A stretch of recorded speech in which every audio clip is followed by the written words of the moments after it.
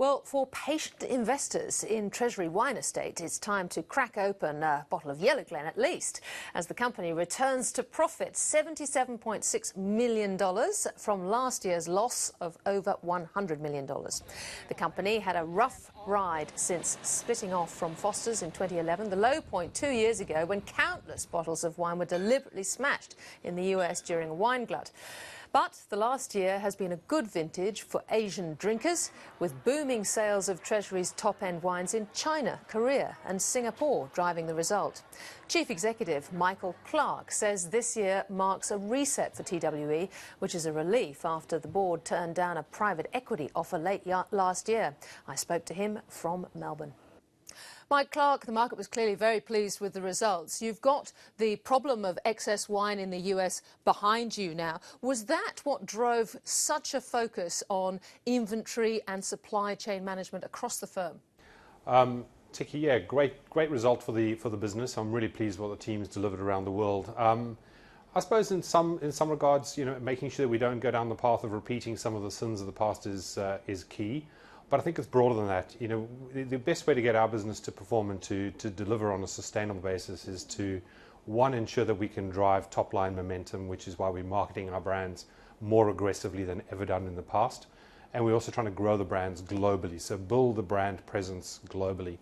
But at the same time, there's opportunity to take costs out of the business, excess overheads, making sure that we remove excess capacity from a supply chain point of view, and get a better return for the dollars that are invested in the company. And so that's really what's driven it. Yes, we want to learn from the past, but we want to make sure we capture the opportunities in the future in a more sustainable basis. You say you're a growth stock first. Much of that growth has come from China, where you say you've cracked the business model. How? I say it's a growth stock for a couple of reasons, not just Asia. Asia has been was a stellar performance in fiscal 15, especially in North Asia, where we took over from our distributors dealing with the market directly. So we've gone direct to key accounts in the North Asian markets, China in particular. We're still working on Korea and we're working on Japan. By, I think, addressing the route to market and making sure that we support our brands with advertising and driving consumer demand, I think you'll see continued accelerated growth in the North Asian market, and we'll continue to get great upside. We've also grown tremendously in Southeast Asia, where we have a more developed business. And that was up 13% this year versus prior year. But it's not just Asia. We've got a great opportunity in America. It's the other big growth market in the wine industry globally.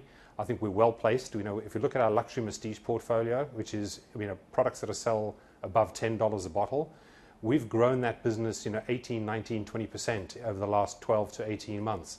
So we can grow our portfolio not just in Asia, but also in America. And then in Australia, we're not chasing volume in Australia. It's about margin accretion in Australia. So it's very definitely a growth business for us as we develop the business and capture these upside opportunities. You weren't really impacted by the crackdown on luxury gifts in China because you say you've had this very controlled expansion. But how do you balance that against the race for brand recognition with all the competition in China now? Couple of thoughts for our business in China. One is I would say we're underdeveloped in the China market. I've spent a big chunk of my career working in Asia, and the guy that we have running our Asia and Middle East and LATAM business, Robert, who's based in Shanghai, also has a lot of Asian experience. And I think we've just not focused on how to deal with customers, work with customers in the past. We're clearly doing that now, and we know how to step up the performance in our trajectory. We're also making sure that we don't just sell Australian brands in Australia. In Asia. We're broadening the offering to include American brands within that portfolio. And as we do that, we're doing it in a disciplined way. We're not trying to just get to thousands of customers overnight. We're doing it top retailers first, then the next tier down, and slowly but surely working through those retailers step by step, and also province by province, trying to make sure we do this in a very disciplined and controlled way. The worst thing we could do is try and blow the market up and try and get our products available everywhere overnight. We'll have too much inventory in the market, and also we won't get the price realization. So a steady build, making sure that we're constantly apparently scarce, will allow us to get price realization and build demand from the consumer point of view and accelerate our growth. Now, controversially, you decided to hold back some of the Penfolds stock to drive scarcity and put up margins. And you say you had to prove this to the organisation. The key point was to prove to our organisation and then also to retailers and distributors, so people that we do business with, that we can be disciplined in how we sell these marvellous brands.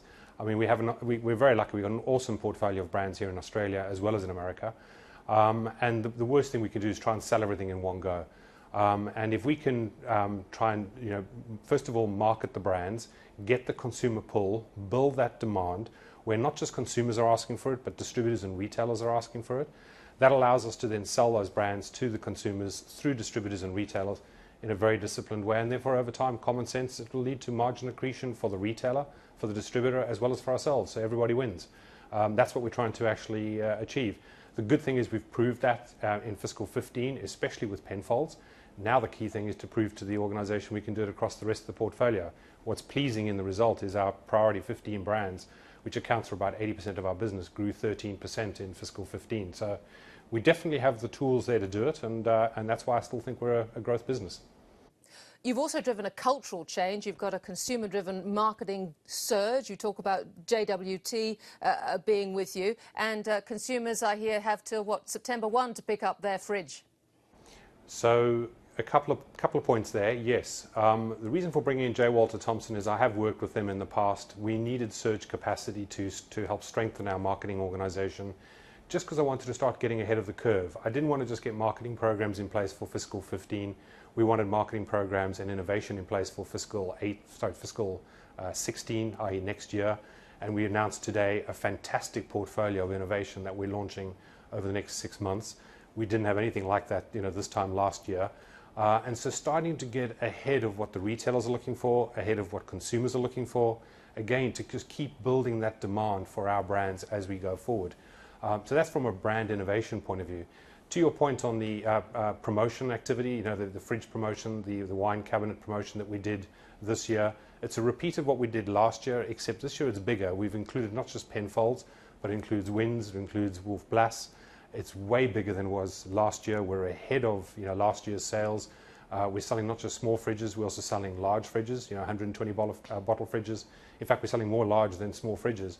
And it just shows that consumers and retailers love it when you come to the market with creative marketing and creative selling ideas. The worst thing we could do would be bring lazy marketing, lazy selling ideas, which is just price off. What about the cost control around a lot of this increased marketing expense?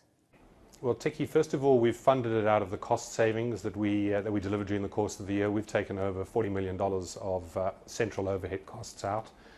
We've taken some of those savings and we've put it back into the marketing.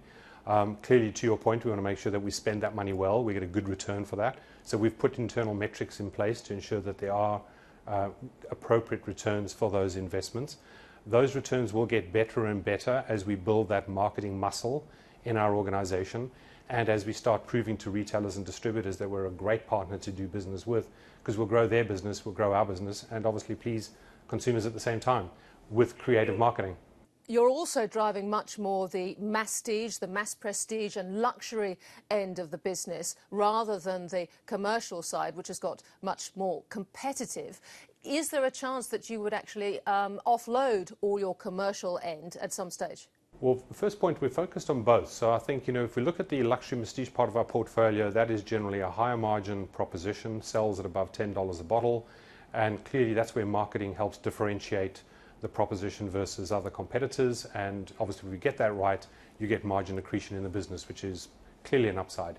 We also do have a very large commercial business in our business. 2/3 of our volume is actually commercial volume, sold at less than $10 a bottle, both here in Australia and also in America.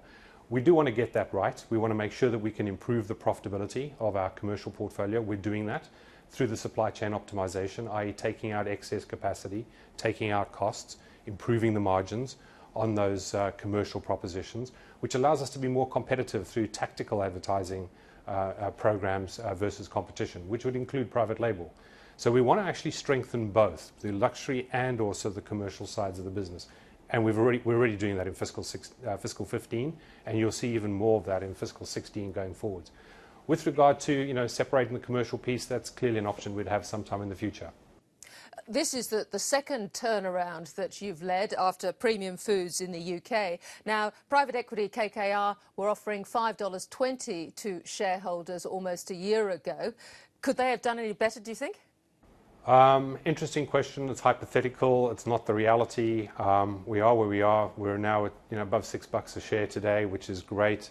I think people are pleased with the positive receptivity to what we've done in the last 12 months. Clearly, the team's worked incredibly hard. That's been the biggest surprise at Treasury Wine for me, has been the talent that I've inherited. It's an awesome group of people around the world. We could not have delivered such fantastic results without a great group of people to take costs out, grow the top line, etc. So an awesome outcome. And sometimes people will feel a bit upset that they've missed the journey, given what they could have done 12 months ago, or even prior to that. Very focused on continue to drive value in the company that we have today. I know we can do it. We will deliver, and we'll continue to enjoy the journey. Well, you are pretty cashed up now. You've all but ruled out a special dividend for shareholders, but you've talked about a pleasant surprise. Are we looking at possibly a takeover of a high-end winery in the US, or are we looking at some sort of capital management? Tiki, that's going to be the interesting dialogue over the next couple of months with investors, because clearly we have built up quite a good cash pool. Clearly, investors will want to get their hands on that. We respect that. We're looking at opportunities on how to get that to our shareholders in a earnings per share accretive way. But I've also been on record saying that we've got a great growth path for our company over the next 5 years, which we can deliver tremendous value with what we've got already. But we can actually step change that even further by structurally changing our US business, which is in growth, and we can strengthen those brands, strengthen the volume that we can make in the the American market, and actually take some of that volume to other regions like Asia. So the upsides on the right acquisition at the right price in a disciplined way would also be a very pleasant surprise to shareholders. But again, I must stress that's on top of what we can deliver with what we've got already. Mike Clark, an impressive set of results. Thank you very much for joining us. Thanks, Tiki. Cheers, eh?